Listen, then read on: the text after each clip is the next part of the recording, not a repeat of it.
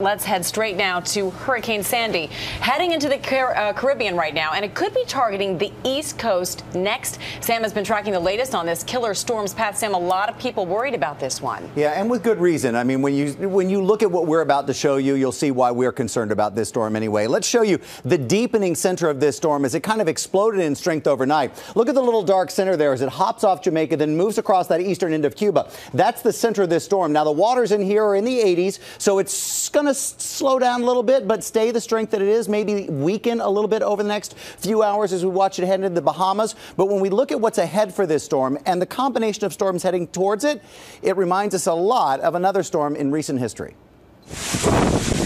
Category 2 Hurricane Sandy will roar through the Caribbean after pounding Jamaica and Cuba with winds up to 114 miles per hour. This storm has already taken 2 lives. And forecasters fear it will soon be similar to another powerful storm that occurred in 1991. We're looking at 40 to 50 foot waves, gale force winds. It would be a disaster of epic proportions. It would be the perfect storm.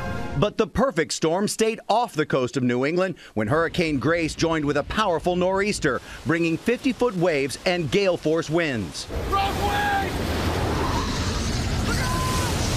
This storm could be worse, and forecasters say it could blast much of the East Coast, even coming on shore, starting this weekend. As Hurricane Sandy moves up the coast, it will meet up with an Arctic front moving across the U.S. and get extra support from the jet stream with a blast of Arctic air from the north. 3 elements colliding over the country's most populated corridor.